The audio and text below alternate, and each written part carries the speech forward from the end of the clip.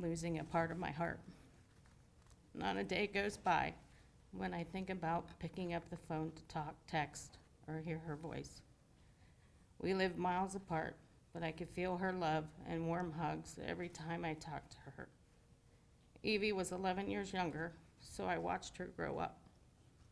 I even babysat her and Sharon. She was my best friend, my confidant, and a sister who made us laugh and giggle even when we didn't want to. She had a way of making my life struggles a little bit easier when I heard her voice, but now all there is left is silence, loss, and grief. December 8th changed our lives forever. I can't pick up the phone and call her. I can't make plans to go see her. My sister Evie is gone. Evie and I love music and always appreciated that I played piano and organ at our family church. And she would always stay to hear me play for our services when she was home, even though she had an 8-hour drive back. She used music and a text to signal to me, and vice versa. I would do the same to her. And I could tell if she was having a bad day or a happy one with the type of song she picked. She always wanted to tape me playing so that I could play the music to her clients during her massages at work. Now there's no visits home and church and no music sent. Evelyn Ella Lauer was born on June 22nd, and she was named after her grandmother, Evelyn. I was privileged to be able to nickname her Evie. I was there at every event or celebration in school because I was her big sister. She was always bouncing into my room with her toothy grin and that everlasting smile and giggle. She would want to be a part of everything I was doing with my friends. If Sharon and I were fighting, Evie would come in and just smile, and we would forget about that fight.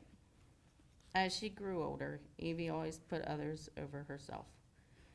She would show her faith in everything she did and her love of God. She loved animals and would have taken in every stray she could.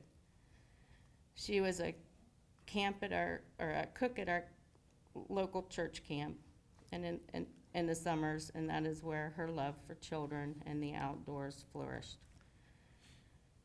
When she moved to Michigan, she worked at a children's center, and her love of kids grew and grew. She had a knack and a love for kids, and now my nephew Jordan is missing out on that love and spirit. Evie had the biggest heart I ever knew. When she was a little girl, she gave Dad her piggy bank to help him buy a new truck. She went on 13 mission trips and did her college internship in Mexico.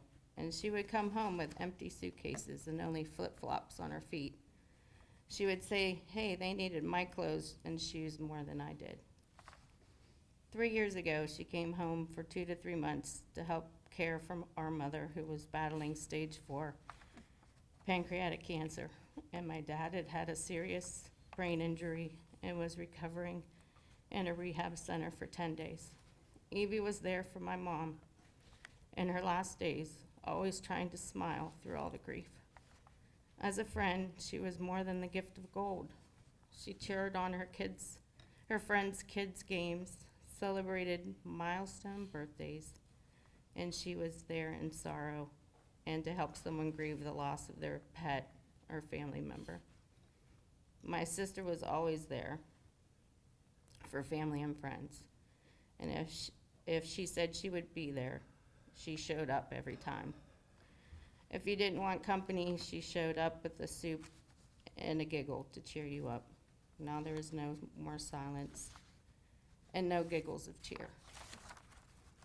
I know if Evie was still among us, she would have helped many more people, massaged and treated many more clients in the career that she loved and was passionate about. Now that career was drastically cut short. She loved to make people feel better physically, and she made everyone she touched feel loved on the inside and their heart happy. Now she will never sit at any more family weddings, her nephew's graduation, and special events like her dad's birthday. That emptiness will never go away. When I got that call at 10 p.m. that night, and my dad had to tell me once, but twice that Evie and Jasmine were gone. I had hoped it was a nightmare and I would wake up. Ms. Landry, I wanted to make sure that you understood what you took from our family. I hope these memories of Evie stay ingrained in your head and hopefully be a deterrent to ever take that drink or drive again. I wanted to know that you had remorse for what you have done, because whatever your jail sentence is, it'll never be the 30-plus years that I had hoped to have left with her. My recommendation of the jail sentence would be the maximum. You took my Evie that night. My Evie was the light and joy of our family and of everyone she met.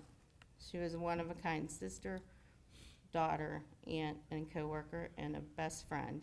And I know that I will miss her every day of my life.